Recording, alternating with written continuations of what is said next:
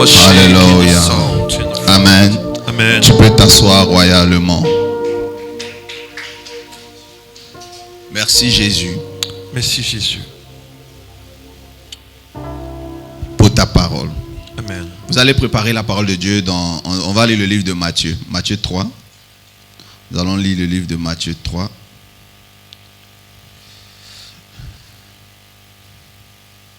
Et nous allons aller jusqu'au verset 17. Matthieu 3, verset 1er à 17. Matthieu 3, 11. Matthieu 3, 11. Désolé. Matthieu 3. Matthieu 3, le verset 11. Jusqu'à la fin, jusqu'au verset 17.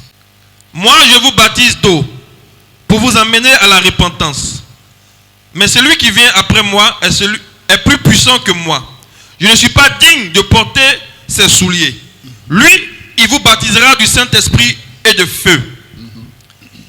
Il a son ventre à la main. Il nettoiera son air et il amassera son blé dans le grenier. Mais il brûlera la paille dans un feu qui ne s'éteint point. Alors Jésus vient de la Galilée au Jourdain vers Jean pour être baptisé par lui. Mais Jean s'y opposa en disant: c'est moi qui ai besoin d'être baptisé par toi, et tu viens à moi. Jésus lui répondit: laisse faire maintenant, car il est convenable que nous accomplissions ainsi tout ce qui est juste. Et Jean ne lui résista plus. Dès que Jésus eut été baptisé, il sortit de l'eau, et voici les cieux s'ouvrirent. Et il vit l'Esprit de Dieu descendre comme une colombe et venir sur lui. Et voici une voix fit entendre des cieux ces paroles: celui-ci est mon fils bien-aimé, en qui j'ai mis toute mon affection. Parole du Seigneur. Amen. Amen. Je veux bénir Jésus-Christ de Nazareth parce qu'il m'inspire chaque jour que Dieu fait. Amen. Le réma de la parole.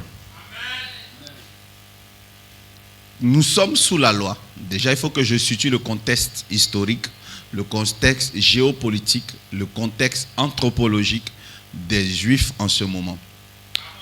Nous sommes dans la période religieuse de la Torah, du Tanakh. Nous sommes dans la période religieuse où qu'on appelle la période de la loi. Nous sommes dans l'Ancien Testament. Et dans l'Ancien Testament, Dieu donne rendez-vous chaque sabbat aux croyants dans ce qu'on appelle le temple de l'Éternel. Dans l'Ancien Testament, le temple de l'Éternel a connu plusieurs transformations. Le premier temple que Dieu a fait bâtir, c'était en peau, en tente, c'est-à-dire en peau des animaux. Et on sépare le tabernacle avec 2 grands rideaux. Dans la première partie, nous avons les pavilles. Et le lieu des pavilles n'est pas couvert. Donc on est dehors, sur la terrasse. Les pavilles, c'est l'endroit du tabernacle où même les gentils pouvaient venir prier Dieu. Vous savez qui on appelait les gentils? C'est tous ceux qui ne sont pas juifs. Les Égyptiens, les Arabes, ils n'avaient pas droit au salut. Parce que seuls les Juifs avaient droit au salut. Mais au moins, le privilège que Dieu leur donnait, c'est de venir, même si c'est un touriste, avoir accès au lieu de culte des Juifs et assister à toutes les cérémonies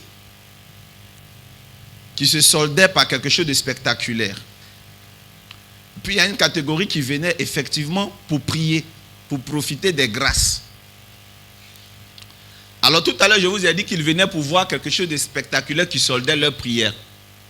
Vous savez, dans l'année, il y a une période où Dieu demande aux Juifs de venir avec beaucoup de sacrifices. On tuait les bêtes et on devait les présenter dans le lieu très saint. Et il n'y avait seulement qu'une seule personne qui était habilitée à rentrer dans le lieu très saint. Une seule personne. C'est-à-dire que pas tout le monde, pas tous les pasteurs. Celui-là, on appelait le souverain sacrificateur. On le nommait parmi tous les pasteurs. On dit, toi, aujourd'hui, cette année, c'est toi qui dois rentrer dans le lieu très saint. Donc, tu dois être saint, tu ne dois pas dormir dans la même chambre que ton épouse. Tu dois faire attention aux femmes qui sont en menstrues, tout ça. Parce que c'est toi qui vas prendre tous les sujets des chrétiens. Enfin, on n'était pas encore avec les Christ. Tous les sujets des enfants de Dieu. Et tu vas rentrer, dosez mon micro s'il vous plaît, tu vas rentrer dans le lieu très saint. Arrivé là-bas, tu dois déposer les échantillons de chair de toutes les viandes sacrifiées. Et attendre que Dieu réponde. Et à cette époque, Dieu ne répondait pas par « Mes enfants, vous êtes exaucés pour cette année. Shalim, Shabaut. Allez danser. » Non, ce n'était pas ça. C'était le feu qui quittait au ciel, comme le tonnerre, et qui rentrait dans la tente, mais par la cheminée qui se trouve du côté du lieu très saint, pour venir brûler toutes les viandes. Alors, si quelqu'un avait donné une viande tachetée, une viande avec des défauts, lorsque le feu quitte le ciel pour descendre, non seulement ça brûle complètement la viande, la rend en cendre, mais ça brûlait aussi le pasteur qui était à l'intérieur. Or, ce feu-là, quand ça tombe sur quelqu'un, ça ne le brûle pas, ça le calcine. C'est la cendre, même les os sont en cendre. Voilà pourquoi lorsque le souverain sacrificateur devait rentrer dans le lieu très saint, on lui portait des cloches aux pieds, reliées à une chaîne de plusieurs mètres. Et cette chaîne avait sa connexion dehors, vers la cuve des reins. Donc lorsqu'il marche, on entend cling-cling, cling-cling, cling-cling, et tout le pays est calme. Même les mouches arrêtent de voler. Tout est silencieux. On n'entend même plus le bêlement des moutons. Tout est calme. Cling-cling, sauf la cloche. Cling-cling, il est dans le lieu saint. Ah, il n'y a rien, il est encore vivant. Dans le lieu très saint, cling-cling, voyez, il est encore vivant. Et on est là, à un moment donné, on n'entend plus cling-cling, il est en train de faire les récitations. Baruch Hakda Hadonai Hashem Mizmor Ledawi. Et il prie en hébreu. Et quand il finit, il attend maintenant. Dans le lieu très saint, il y a des choses étranges. On a l'arche de l'Éternel qui a sur lui 2 chérubins. Ça fait un peu peur parce que la forme des chérubins, si je vous décris, vous aurez peur. C'est des anges qui ont des ailes, mais la finition, on ne voit pas leurs pieds. Ça finit comme si c'était des serpents. Vous voyez, 2 chérubins. Et ils sont sur l'arche de l'Éternel. Et à l'intérieur, il y a du pain, de la manne. Ça ne devient jamais gojo. C'est-à-dire que ça ne devient jamais sec. Et il y a une branche d'olivier à l'intérieur de l'arche de l'Éternel qui n'est pas enracinée dans de la terre, mais qui porte toujours des fruits et qui est toujours verdoyant. Vous voyez comment c'est étrange. Et il y a un livre à l'intérieur, une tablette, donc les 10 commandements. C'est là que le feu descend et que les gens disent la Shekinah. Le feu est allumé aujourd'hui, vous voyez un peu. Et donc, le feu doit descendre à cet endroit pour consumer tout ce que on ramène comme viande, comment on appelle ça, le sang coagulé des animaux que vous avez sacrifié. À un moment donné, quand ça dure trop, quand le feu descend, que ça dure trop, on tire la chaîne. Quand la chaîne est lourde, ça va, le sacrificateur vit. Quand il sort de ce lieu-là, le peuple est dans la joie. Qui a dit Amen? Amen. Et quand il sort, il lève les 2 mains. Il lève les 2 mains. Il lève les 2 mains comme ça. Il est content. Et le peuple est content aussi parce que le sacrifice annuel a réussi. On peut acclamer le Seigneur Jésus.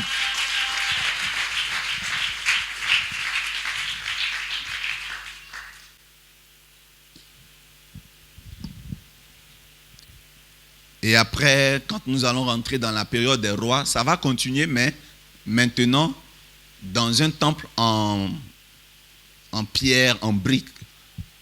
Dieu a inspiré David de bâtir un temple maintenant. Et c'est son fils qui l'a fait, Salomon.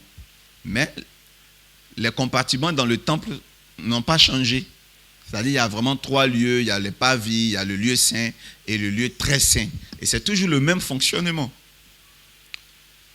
En dehors de tout ce qui était fait dans le tabernacle, c'était idolâtrie. Tout ce qui était fait en dehors du tabernacle était quoi? Idolâtrie. C'est-à-dire que celui qui tuait de la viande dehors, c'était quoi? De l'idolâtrie. Lorsque nous lisons Ésaïe 66, verset 3. Ésaïe 66, verset 3. Celui qui immole un bœuf est comme celui qui tuerait un homme. Oui. Celui qui sacrifie un agneau est comme celui qui romprait la nuque à un chien. Celui qui sacrifie un agneau est comme celui qui romprait la nuque à un chien. Qui rompt la nuque à un chien. Et puis parlons des encens. Celui qui présente une offrande est comme celui qui répandait du sang de porc. Celui qui brûle de l'encens est comme celui qui adorait des idoles. Tout ce qui est cité dans ce texte, n'est-ce pas, a été pratiqué et est pratiqué dans le tabernacle. Celui qui tue un bœuf est comme celui qui tue un homme. Ça veut dire que quand tu n'es pas du côté de Dieu, ton sacrifice est de l'idolâtrie. Quand tu es du côté de Dieu, ton sacrifice, il est bon. Parce qu'effectivement, les Juifs tuaient des bœufs. Les Juifs tuaient des agneaux. Et dans le lieu saint, on brûlait de l'encens. Et il était conseillé aux Juifs de brûler de l'encens en fonction des lunes. Et c'est comme ça que ça a toujours été respecté. Mais voici, des années plus tard, un homme nommé Jean-Baptiste. Jean-Baptiste arrive avec une nouvelle doctrine. Et voilà ce que Dieu lui demande. Dieu lui dit, va au Jourdain et convoque les Juifs à venir se faire baptiser. Avec ce que je viens de dire là, il y a une chose que vous devez réaliser, c'est la mission la plus calamiteuse dans le Moyen-Orient que Dieu ait pu donner à un homme. De la manière dont les Juifs sont très attachés à leur religion. Les Juifs sont très attachés à leur rite. Les Juifs tuent les gens qui blasphèment.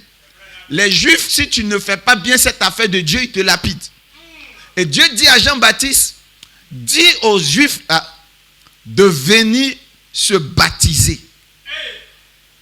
Dis, c'est-à-dire, voilà ce que Dieu dit. Dieu dit, c'est vrai qu'on doit laver le visage à la cuve des reins, c'est vrai. Mais toi, dis-leur qu'ils doivent venir laver tout leur corps dans l'eau. Il va passer par où?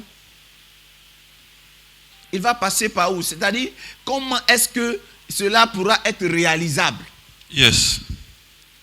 Jean-Baptiste sait que quand il a grandi dans une religion sévère, une religion difficile, une religion cartésienne. Et Dieu lui dit, va leur dire à tes parents qui aiment leur affaire de Shabbat, tes parents qui sont dans la Torah, dis-leur qu'il y a une nouvelle ère qui commence, qu'ils viennent se faire baptiser. Que Dieu vous bénisse. Amen. Qu'ils se fassent baptiser. C'est comme si Dieu disait à un pasteur, à partir d'aujourd'hui, organise tes veillées de prière tous les lundis. Non, mais déjà, le collège pastoral va dire au pasteur, non, papa, ce n'est pas normal. Les lundis, c'est jour de travail. Le conseil va venir, c'est jour de travail. La jeunesse va dire, c'est jour d'école. Donc, finalement, il ne pourra pas travailler parce que ce n'est pas ce qui est conventionnel. À plus forte raison quand il s'agit d'une doctrine. À plus forte raison quand il s'agit de réformer un système religieux qui existait déjà, ecclésiastique qui existait déjà. C'était vraiment difficile pour Jean-Baptiste. Et Jean-Baptiste disait dans le désert que venez aux eaux, moi je vous baptise pour vous amener à quoi? À la repentance. Or, l'objet de la repentance, c'est d'amener l'homme à fuir le quoi?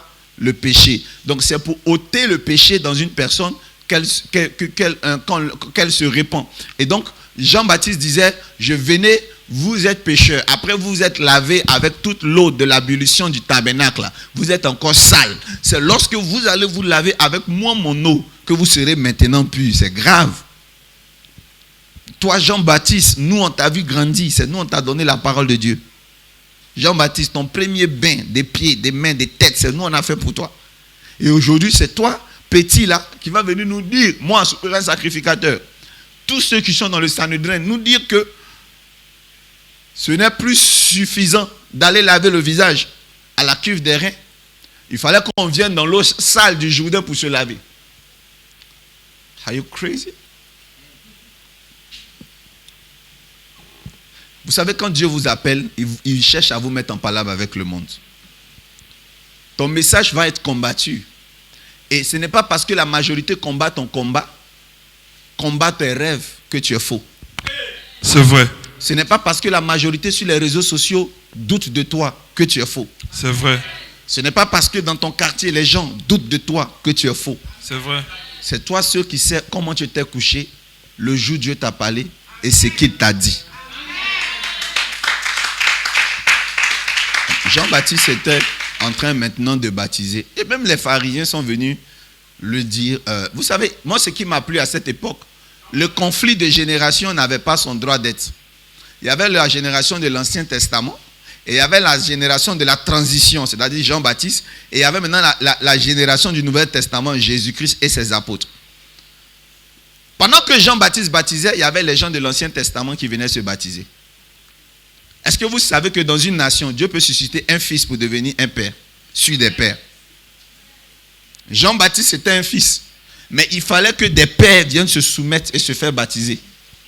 Mais pas pour devenir les enfants spirituels de Jean-Baptiste, mais pour pouvoir faire allégeance, donc pour pouvoir entrer dans la nouvelle obédience charismatique. Lorsque le réveil spirituel arrive dans une nation, il faudra que nous acceptons les conséquences. Nous devons comprendre ce que nous n'avions pas compris hier. Nous devons comprendre que ce que nous ne faisions pas hier, qui était pourtant utile, nous devons comprendre que cela doit maintenant être accepté et encouragé. Et je vais vous donner des illustrations tout à l'heure. Come on. Il y a une scène qui attirait mon attention, c'est qu'on priait beaucoup avec de l'eau bénite. Ce qui était généralement pratiqué par la religion catholique. Et nous qui avons grandi à l'église, on a tous entendu déjà un pasteur nous dire que l'eau bénite est diabolique. Et nous étions dans les années 80-90. L'eau bénite est diabolique. Donc dans les églises, on pouvait entendre des pasteurs dire cette affaire d'eau bénite là n'est pas bien. On n'a pas besoin d'eau bénite. Il est écrit, vous imposerez les mains aux malades, c'est ça non? Non, on a juste besoin d'une imposition des mains. Pourquoi toutes ces histoires d'eau bénite? C'est la divination. On avait ce cliché là où les mamans commiens là, quand leurs enfants ont eu le bac, elles vont puiser de l'eau et puis elles versent ça sur la tête, après mettre la poudre sur le cou de l'enfant pour lui dire félicitations. Donc on était stigmatisé par ce genre d'appréhension. On appréhendait comme ça le spirituel, que ceux qui utilisent l'eau, c'est des actes divinatoires. Donc l'église catholique a été beaucoup persécutée par l'église évangélique. Bon, je deviens pasteur dans les années 97, pasteur assistant après prophète. Je fais un constat lourd et grand, c'est qu'on a des aînés qui utilisent maintenant l'eau. On savait très bien que l'usage de l'eau dans le culte pouvait être mal vu. Alors, ça veut dire qu'il y a une évolution. Yes. Dieu aujourd'hui permet que les hommes de Dieu comprennent qu'on peut passer maintenant à la prière de l'eau. Mais qui est le Jean-Baptiste qui a réussi à convaincre les clergés qu'on pouvait utiliser de l'eau? C'est lui que je salue. Il y a forcément eu un prophète, il y a forcément eu un homme de Dieu qui a été à la base de ça. Parce que la première fois qu'il a utilisé l'eau, on a dû le combattre. Il a insisté, il a enseigné. Avant, il n'y avait pas Facebook. Il a fait comprendre l'importance d'utiliser de l'eau. J'ai ça, cette étape-là de l'évolution de l'église chrétienne en Côte d'Ivoire, que je n'ai pas dans mon mémoire. Mais je suis sûr qu'il y a eu des vents de réveil qui ont permis à ce que l'eau puisse être autorisés dans la maison de Dieu. Et c'est ce genre de personnes que j'appelle des Jean-Baptiste. Ils viennent avec une doctrine qui semble nouvelle, mais ils ont entendu Dieu parler. Et à la lumière de la parole de Dieu, il y a des preuves. Parce que le Seigneur a annoncé Jean-Baptiste comme celui qui allait crier dans le désert. Et oui, il y a des traces bibliques, mais qui passent parfois inaperçues. Aujourd'hui, Jean-Baptiste est venu. Il a permis que l'eau puisse permettre à une personne de transiter dans une gloire. Et les gens ont accepté. Maintenant, voilà quelqu'un qui arrive. C'est celui de la nouvelle génération. Il s'appelle Jésus-Christ. Jésus-Christ arrive, se fait baptiser. Qu'est-ce que Jean-Baptiste fait? Jean-Baptiste dit, il n'est pas digne de baptiser. Même quand vous lisez dans le livre de Luc 13, il n'est pas digne de baptiser Jésus. Est-ce que vous savez pourquoi il n'était pas digne de baptiser Jésus? Parce que Jésus était le Messie. Mais est-ce que Jean-Baptiste savait que Jésus était le Messie? Je vous pose une question. Il le savait probablement. Donc il voyait Jésus dans un vieux père. Donc il se disait qu'il ne faille pas que Jésus-Christ de Nazareth se laisse baptiser par lui. Au contraire, Jésus-Christ doit le baptiser. Amen. Et qu'est-ce que Jésus-Christ lui répond? Non, laisse, il faut que cela soit fait. Alors ma question pour une personne.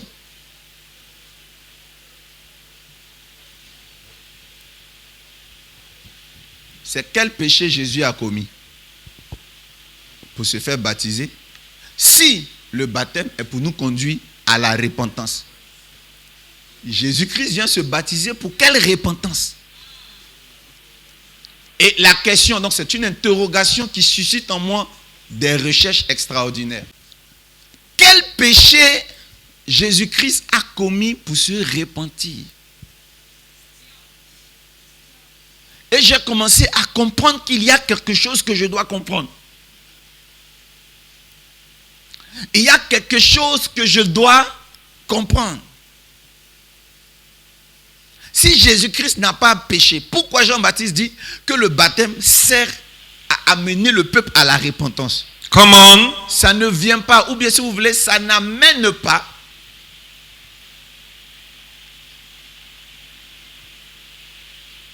en faute ce que Jean-Baptiste avait dit.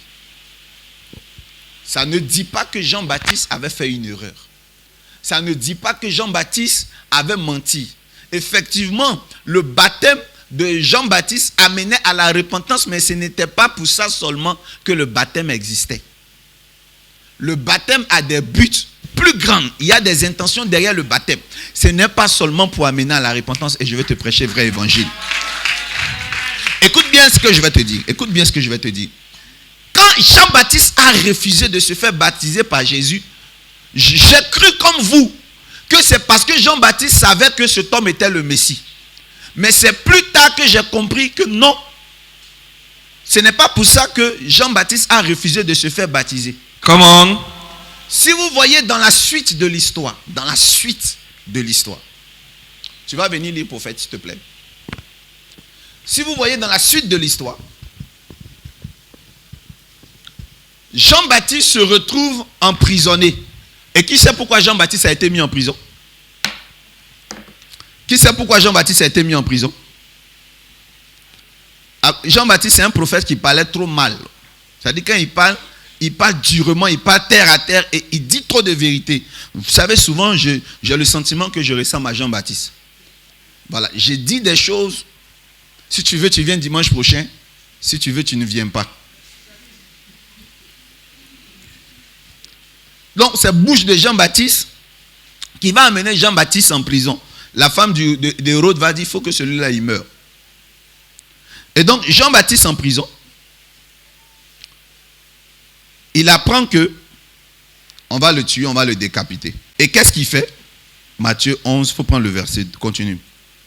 Matthieu 11. On prend le verset 2, 3, 4, 5, on va lire là. Là, ça nous évite de tout lire.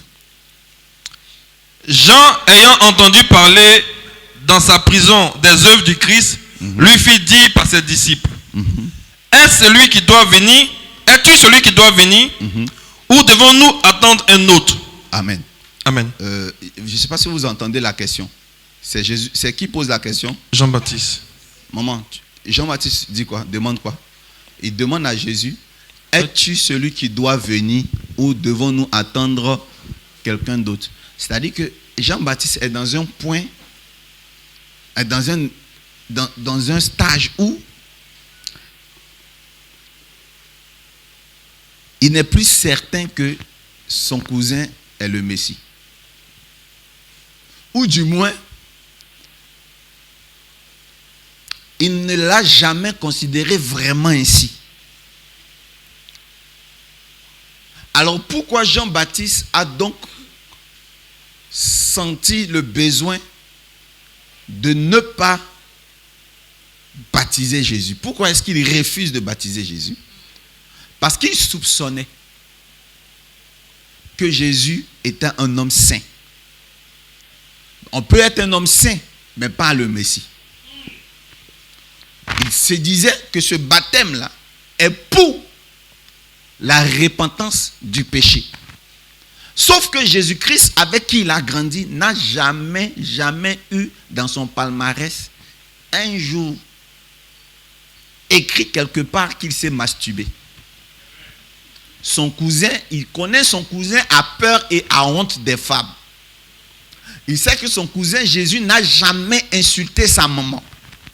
Et je crois que Jean-Baptiste a dû assister à des scènes où Jésus-Christ fait des choses extraordinaires. L'autre chose, en tant que son cousin, il avait entendu parler de l'histoire de Jésus à 12 ans, qui parlait de la parole de Dieu dans le temple comme un grand, quand ses parents l'avaient perdu de vue. Donc, Jean-Baptiste savait que cet homme n'était pas simple quand il faisait la somme des bonnes œuvres. Et c'était une façon de dire à Jésus, mais tu es mieux que moi. Tu es plus saint que moi, baptise-moi. Et le baptême a eu lieu. Plus loin, quand Jésus-Christ va sortir de l'eau, verset 15, verset 16, verset 17, la Bible dit,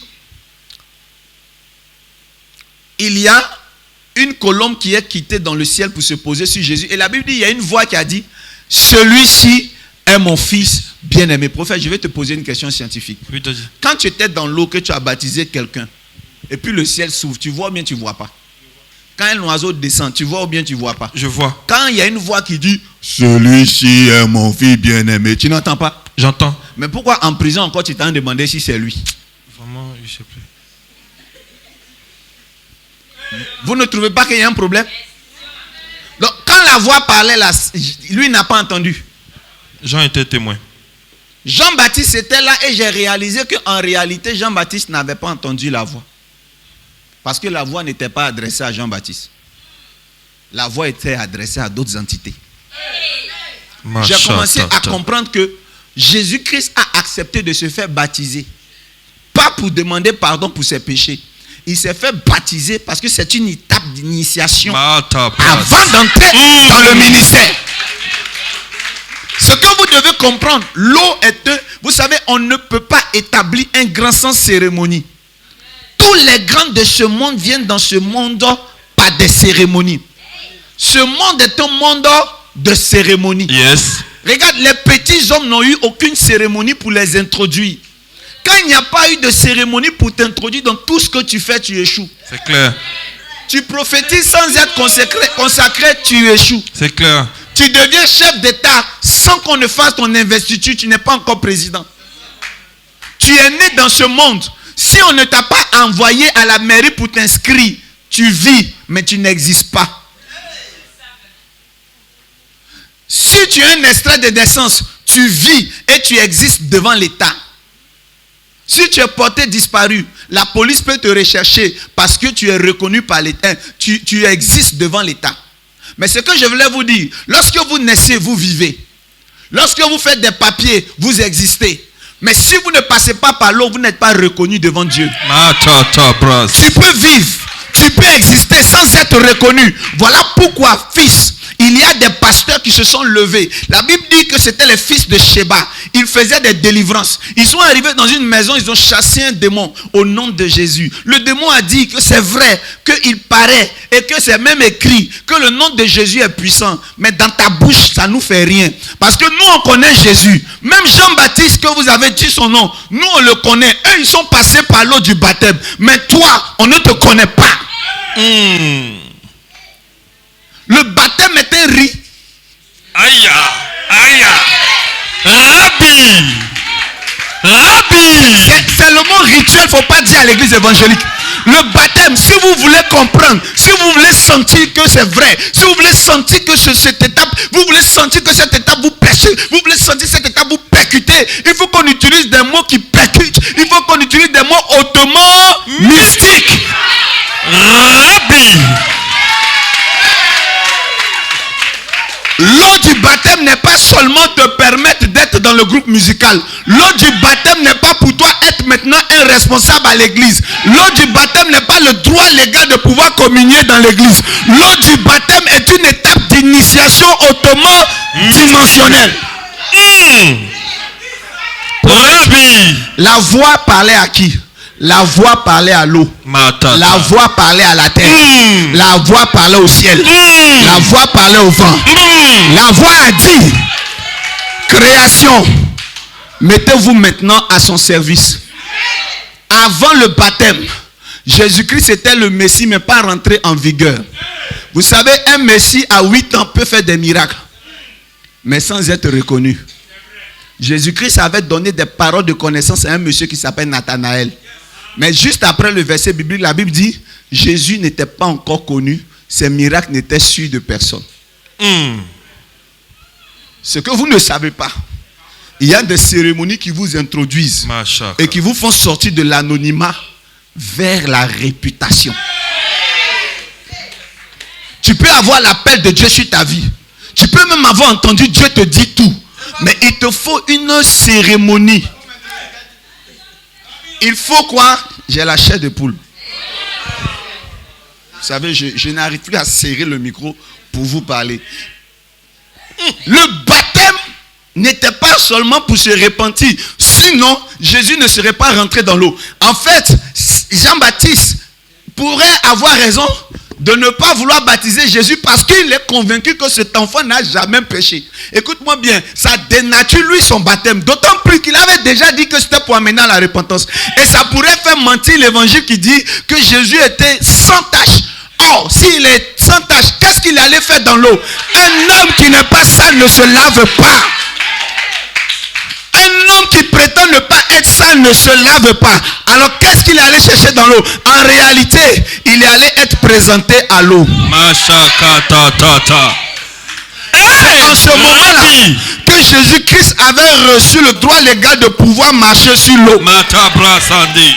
Un jour, les apôtres étaient assis et il était question des impôts et les journalistes sont venus parler à Jésus parce que Jésus était devenu célèbre.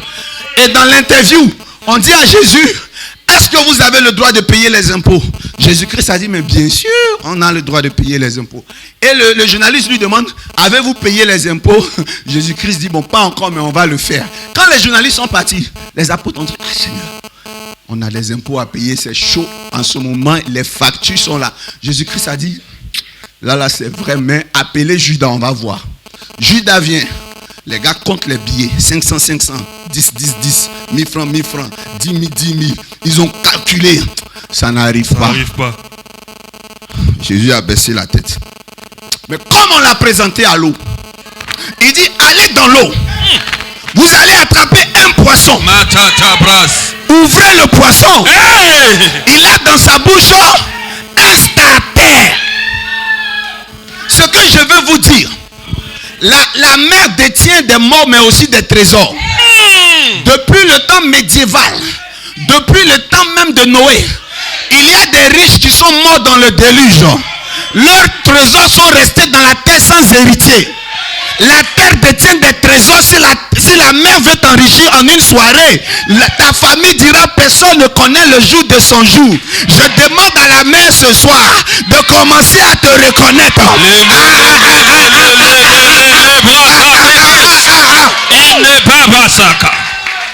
Je suis en train de dire que Jésus-Christ savait que le jour que Jonas avait été jeté dans l'eau, juste avant qu'on le jette Jonas dans l'eau, la Bible dit que les hommes jetaient leur bien dans l'eau de peur que le bateau ne chavire. Je dis que le Seigneur Jésus s'est rappelé que les passagers du bateau de Jonas avaient laissé dans l'eau leur or. Il me faut un poisson. Il dit allez. Il dit allez. Il dit, allez pécher. Je sens l'onction. Il dit, allez pécher. Écoute-moi bien. Je n'ai pas encore eu ça dans ma vie. Vous savez, quelqu'un qui, oh yes, oh yes, oh yes. Vous savez, ça me rappelle mon père spirituel. C'était difficile. Il m'a dit, fils, c'est l'heure pour toi d'être consacré. Il dit, c'est l'heure pour toi de te marier. J'avais rien dans ma poche, même 5 francs. Il m'a dit, écoute-moi bien. Tout ce que je viens de te dire, ce ne sont pas des moments événementiels. Ce sont des rituels pour toi. J'ai dit, mais papa, j'ai rien. Il dit, jette-toi à l'eau. Vous savez, quand tu as un père mystique, il n'organise pas ton affaire avec un budget. Il organise ton affaire avec des ordonnances. I need direction. You need direction. Amen. Tu as besoin de directives. Amen. Écoute-moi bien. Je suis en train de te dire que tu n'as plus besoin de réfléchir quand la nature est disponible pour toi. Pierre sortait de prison. Il était presque drogué. Il y avait devant lui un portail de fer. La porte de la prison s'est ouverte. Il est passé. Arrivé devant le portail, Pierre n'a pas frappé. Pierre n'a pas poussé. À chaque fois qu'il avance, une porte s'ouvre. Parce que maintenant la création était à sa disposition. J'ai commencé à dire à une personne, ce que Jésus-Christ est allé faire dans l'eau est une préparation initiatique qui va t'affecter en ce soir. Au nom de Jésus-Christ. Rabbi. Il te faut quelqu'un pour t'introduire. Qu'est-ce que Jésus-Christ est allé faire dans l'eau? Qu'est-ce que Jésus-Christ est allé faire dans l'eau? Étant donné que tu es pur, Rabbi, qu'est-ce que tu es allé chercher dans l'eau? Étant donné que tu es pur, Rabbi, qu'est-ce que tu es allé chercher dans l'eau? Ce qu'il allait faire dans l'eau m'a rappelé le baptême de la terre qu'on appelle le déluge. La Bible dit que la terre avait péché dans Genèse 6. Les hommes mangeaient et buvaient et ne se doutaient de rien. Ils ont péché. Le Seigneur dit, je frapperai la terre avec un déluge et toute la terre sera immergée. Nous avons été tirés de la terre dont la terre est la reine mère de l'humanité. La terre va connaître son premier baptême qui est le déluge. Regarde-moi bien. Lorsque la terre sort maintenant de l'eau, l'ancienne personne est morte avec tous ces guerriers meurtriers, tous les géants meurtriers. La terre est renouvelée. Il y a une chose qui se passe, c'est qu'il y a une colombe qui quitte l'arche de l'Éternel pour aller prendre la branche d'olivier qui est le Saint-Esprit. Et la branche d'olivier revient par la colombe vers Noé. Et Noé voit en cela qu'il peut maintenant sortir du bateau. Et maintenant la Bible dit que la colombe est partie pour ne plus revenir. Et j'ai compris que l'arche de l'Éternel était Jésus, par qui l'humanité entre. Pourquoi Jésus-Christ est l'arche de l'Éternel? Parce que lorsque Jésus-Christ est sorti du bateau, la colombe qui est partie, qui n'était plus revenue, que Noé cherchait, la colombe est revenue. Elle n'a plus trouvé Noé. Elle a dit, mais où est l'arche de l'Éternel? Où est l'arche de l'Éternel? Je veux revenir à la maison. Parce qu'un pigeon, quand il sort, il revient toujours. Le problème, c'est que quand le pigeon est parti, il n'est plus revenu. Mais quand Jésus-Christ est sorti de l'eau, le pigeon a dit, tiens, voilà l'arche de l'Éternel à nouveau. Et il est revenu se poser sur Jésus. Rabbi. C'est qui ça? C'est prophétique. Que paro sore karababibo sutuya. Légende Brazakarabazutuya. J'ai commencé à comprendre que cet homme-là, du nom de Jésus-Christ de Nazareth, celui que sa mère appelait Manu, celui que ses amis appelaient Christo, était en réalité le Messie. Combien de fois la familiarité peut tuer notre destinée? Jean-Baptiste était si proche du Messie, il ne le savait pas. Dieu a même parlé à la création devant Jean-Baptiste, il ne le savait pas. Et Jean-Baptiste est mort décapité. Parfois, vous êtes aux côtés du prophète de restauration. Et vous échappez. Et vous ratez. Jean-Baptiste, celui-là est le Messie. Mais même le Messie savait qu'il devait passer par l'eau.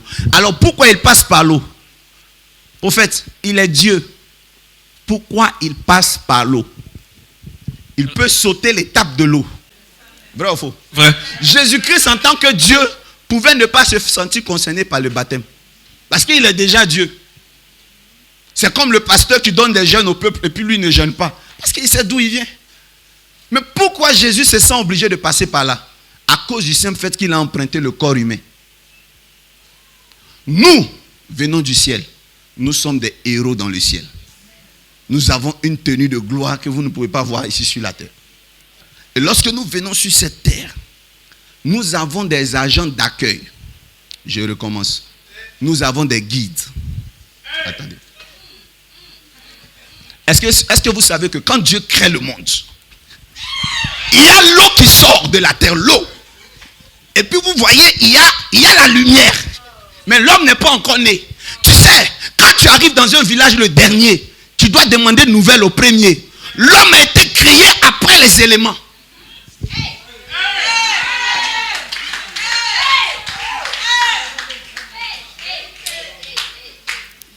C'est ce qu'on appelle mission de reconnaissance.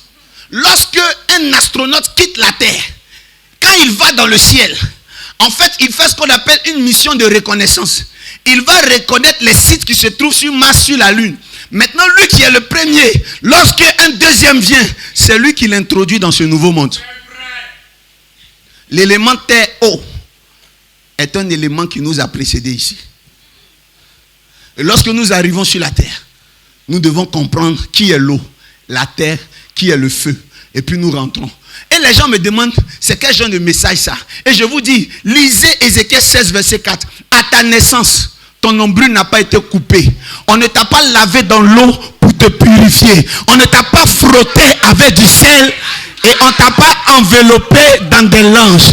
Voilà les 4 rites d'introduction d'un enfant juif. Lorsqu'il naît, on coupe son nombril qui est le synonyme du sacrifice. Parce que quand on coupe, c'est le sang qui coule. La deuxième chose, c'est la cérémonie de l'eau. Et puis la troisième chose, c'est le frottement. Matthieu 5, verset 13 dit, vous êtes le sel de la terre.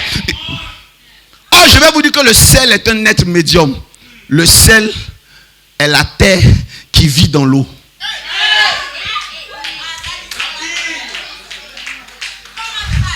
Le sel est comme l'hippopotame. Le sel vit dans l'eau et peut exister sur la terre. Et la Bible dit dans le livre d'Apocalypse, ce temps, j'avais un pied dans la mer et un autre pied sur la terre. Je veux vous parler d'une chose. Jésus-Christ savait ce qu'il faisait. Et c'est que je veux dire à une personne, si on te présente à l'eau, ça ne veut pas dire que l'eau est supérieure à toi. Yes. On te présente à l'eau pour te dire quels sont tes nouveaux agents. Et on dit aussi à l'eau qui est ton nouveau maître. Je suis en train de dire à une personne, je fais de la terre et de l'eau tes nouveaux alliés au nom puissant de Jésus. Est-ce que quelqu'un a compris? Jésus marche sur l'eau, il ne se noie plus. Équilibré. Je veux maintenant dire à une personne, revois la façon dont tu t'es baptisé.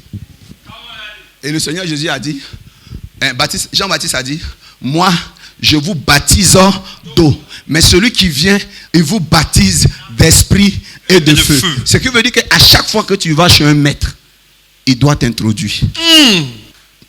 Come on. Je peux terminer. Le système qui se passe en ce moment, c'était que l'homme devait être introduit aux 4 éléments. Parce que quand vous êtes introduit aux 4 éléments, vous avez un ministère parfait. Les apôtres n'avaient pas un ministère parfait. C'était trop difficile pour eux d'obtenir des miracles régulièrement. Je peux continuer? Alors un jour, Jésus-Christ leur annonce qu'il va mourir. Et ça, c'est à la Sainte Seine. Il lave leurs pieds. Et il dit, attendez-moi à la chambre haute après. Ils meurent, ils ressuscitent. Ils sont à la chambre haute. Le Seigneur a été enlevé. Ils attendent maintenant le signe de Dieu. Et la Bible dit que pendant qu'ils sont dans la salle, il y a eu un bruit et un vent. Dis vent. Vent. Et ensuite, du feu qui descend sur eux. Or, dans le système des 4 éléments, terre, eau, vent et feu. Quand les 4 sont alignés, c'est qu'il y aura un miracle. La Bible dit que la terre était informe et vide. Dit terre. Terre. Il y avait de l'eau au-dessus de la terre. Dit eau. Eau. Et l'esprit se mouvait. Dit vent. Vent. Et Dieu dit que la lumière soit. Et la lumière. C'est là il lut un jour. Quand les 4 éléments sont alignés. Voilà. Et regardez. Dit terre. Terre. Eau. Eau. Vent. Vent. Feu. Feu. Élie devait faire un miracle. Il dit, bon, prophète de Baal, venons en faire un petit poteau. Maracana, sur une montagne, Carmel. Il dit, venez, faites tomber le feu. Celui que son feu va tomber, c'est lui, on va adorer son Dieu.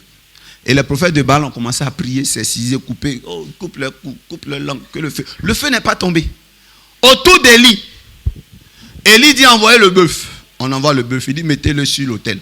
Il a pris de la terre, les pierres pour bâtir son autel. Il y a une chose qu'il fait qui me fait rire.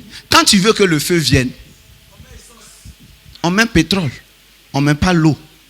Parce que feu et l'eau, c'est pas bon, c'est vapeur. Et il creuse autour de l'autel, il verse quoi? Ça fait les 2 éléments. Et la Bible dit, à l'heure de la prière, vers la 9e heure, voici le vent. Quand il a vu que terre, eau, vent étaient là, il a crié feu.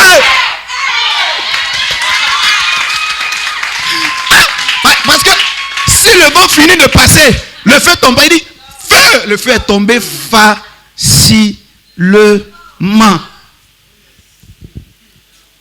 Les 4 éléments, ça crée toujours miracle. Yes.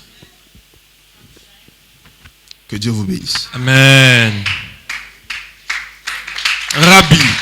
Quand les 4 éléments sont alignés, il y a toujours miracle. Alors, j'ai commencé par là, je termine par là. Ils étaient en train d'attendre à la chambre haute. N'oubliez pas que eux-mêmes ils sont terre. Ils ont eu le lavage des pieds, dit eau. Oh. Il reste 2 éléments. Le vent à la chambre haute. Un bruit, vent impétueux. Ensuite quoi? Dites feu. Feu. Quand le feu est descendu, Pierre est sorti comme Yves. Il a commencé à voir la vie des gens. Il entend les gens parler dans des ethnies. Quand ils parlent leur langue. La Bible dit que les Allemands l'entendaient parler en allemand. Les Arabes l'entendaient parler en arabe. On dit depuis quand cet homme-là, il parle notre langue. Et ce même jour, sans Jésus-Christ, le maître n'était plus là. Il a commencé à gagner 1000 âmes. En une journée, 2000 âmes. Pourquoi? Parce que les 4 éléments ont été enfin alignés en lui. Amen. Un ministère sans l'eau et les autres, c'est un ministère incomplet. Et ce vendredi, je suis venu t'exhorter à l'eau. Amen. Si tu n'es pas encore baptisé, fais-toi baptiser. Yes. J'ai une manière de prêcher l'évangile, je te donne envie d'accepter Jésus. Et je te donne envie d'accepter Jésus de façon mystique. En fait, la finalité, c'est Jésus. Je veux te pousser à comprendre l'importance du baptême. Tu ne dois pas dire non, moi, je ne suis pas encore prêt. Il faut être prêt vite. Parce que en fait, te baptiser te permet d'entrer dans une dimension extraordinaire. Yes. Ce n'est pas le baptême où on te dit, reconnais-tu que Jésus-Christ est le sauveur? Oui. Acceptes-tu de renoncer à ta croix? Oui. À tes péchés? Oui. Acceptes-tu de maintenant, au nom du Père, du Fils, du Saint-Esprit, boum, et puis tu sors. Et puis les gens chantent. Au ciel, c'est la joie. Au ciel, c'est la joie. Un carreau, 2 carreaux. C'est pas ça. Ce qui est derrière le baptême, ce que je veux vous dire, derrière, c'est mystique. Yes. C'est mystique. Yes. Et quand tu rentres dans l'eau, l'eau qui est là, ne jouez pas avec l'eau. Quand tu rentres dans l'eau comme ça, les gens ils voient ça religieusement. Mais tu es en train d'être présenté. Tu vas te tenir debout, je vais te présenter. Est-ce que tu as aimé ce message? Comment? Acclame fortement le Seigneur Jésus. Prends ton téléphone maintenant. Même s'il est déchargé, lève ton téléphone au ciel. Merci. Que le Seigneur te localise. Amen. Dans la Bible, le Seigneur disait, parce que chacun travaillait avec les mains. Et le Seigneur dit, élevez vos mains en ma présence, n'est-ce pas? Amen. Comme une offrande. Pourquoi? Parce que vous travaillez, tout le monde était artisan au temps de Jésus là. Donc c'est la main qui fait le travail. Vous comprenez?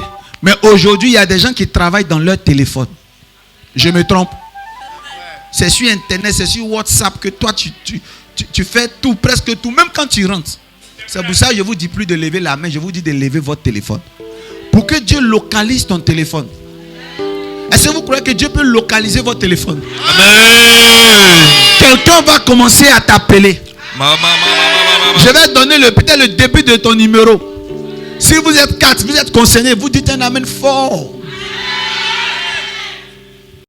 Que tous les téléphones ici présents soient localisés.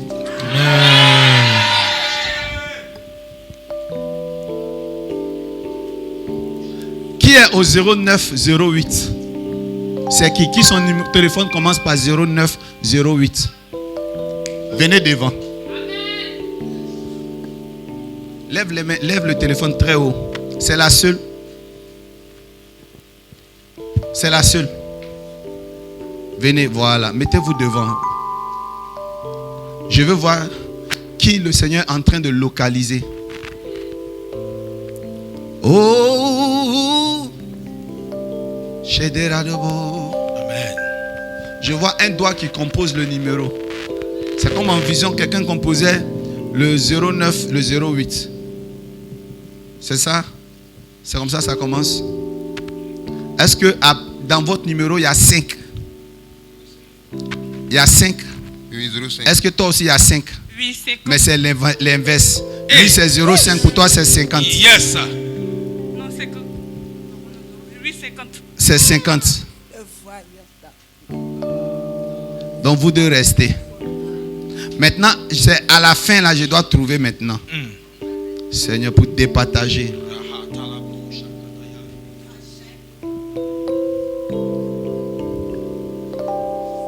C'est fort, hein?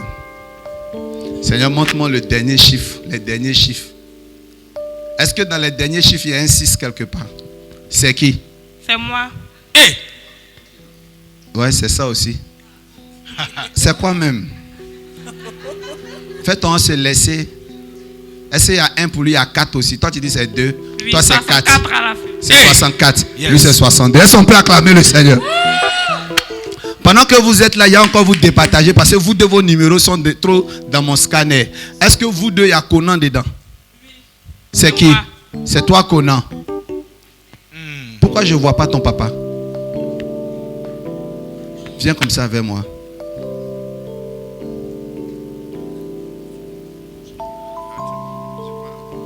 Jésus. Oh, il y a quelque chose que je viens de localiser. Ton nom de famille, c'est Conan. Oui. Mais ce n'est pas le nom de ton papa. Non. C'est le nom de ta maman. Oui. Tu n'as pas été reconnu par ton papa. Oui. Vrai ou faux? Oui, c'est vrai. Mhm. Maman Agathe, c'est qui? C'est ma mère. Le Seigneur me dit à ta naissance, il y a eu trop de palabres, on ne t'a pas reconnu, il y a eu des malédictions qui ont été jetées en l'air. Il y a eu des conflits, il y a une histoire triste derrière ta vie. Aujourd'hui, tu as grandi dans un environnement, un côté. Ne pleure pas, oh, sois béni. Tu sais ce que le Saint-Esprit est en train de me dire. Il ne va pas t'oublier. C'est toi qui vas enlever la honte dans ta famille. Dans le nom puissant de Jésus-Christ de Nazareth. Je suis désolé. Maman Agathe, elle est où? À la maison. Tu feras sa fierté, t'inquiète pas. Parfois elle est anxieuse, elle se pose des questions. Est-ce que tu vas réussir? Mais je te dis la vérité, tu vas réussir au nom de Jésus. Amen. Tu vas réussir au nom de Jésus. Merci Seigneur. Merci Saint-Esprit. Je sais que tu es en train de faire. Je sais que tu es en train d'agir. Je sais que tu es en train de faire. Je sais que tu es en train d'agir. Oh, merci Saint-Esprit parce que tu te glorifies. Je ne sais pas, j'ai vu le numéro de téléphone, mais tu m'as dit, prie pour elle, enlève l'opprobre sur sa vie, afin que sa vie soit maintenant une vie de joie. Qu'elle ne soit plus triste, qu'elle ne soit plus tout le temps dans l'amertume. Père, enlève la malédiction. J'ai parlé à la terre. J'ai parlé à la terre. J'ai parlé à la terre. Il faut dire terre. Terre. Tais terre de mes origines. terre de mes origines. Daoukro. Oui. Daoukro. Daoukro, c'est quoi? Ton côté? C'est le papa de ma maman. C'est le papa de ta maman. Oui, mais tu c'est sais là-bas pas, que j'ai grandi. tu connais pas aussi. Je comprends, j'ai oublié à l'introduction que tu as dit quelque chose. Jesus Christ. Jesus Christ. Ça va? C'est là-bas que tu as grandi?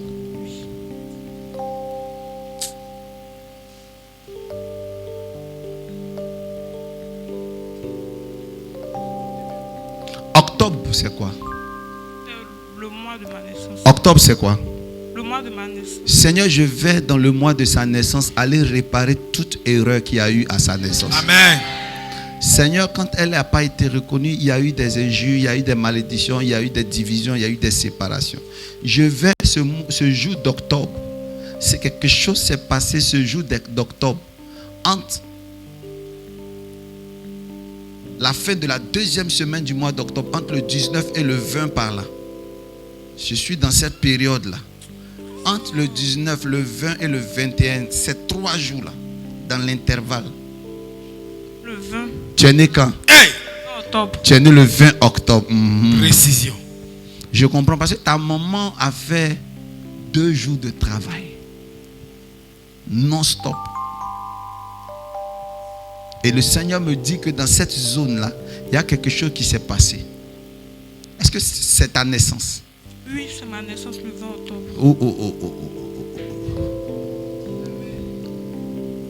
Seigneur, je me tiens ce jour-là comme ça, bien ferme. Le Seigneur me dit, c'est un jour où le nom de Amoui a été prononcé dans le spirituel. Qui est Amoui, petit-fils? Qui est Amoui? C'est moi. Oh! C'est là que Amoui a été présenté à la terre et au ciel comme nouvelle venue. Et maintenant, Seigneur, oh, les gens ont regardé, ils ont séparé, ils ont divisé, ils l'ont retiré d'un cercle de famille qui fait qu'aujourd'hui elle ne l'a pas connu. Mais par le sang précieux de Jésus Père, tu restaures sa vie comme si elle avait les 2 familles, Seigneur. Amen. Oh oui, Jésus-Christ de Nazareth, tu es sa famille. Oh Seigneur, amen. Maintenant toi qui es son papa, tu prends soin d'elle, Seigneur Jésus-Christ de Nazareth. Amen. Pendant que tu as le téléphone levé, ton téléphone est localisé au nom de Jésus.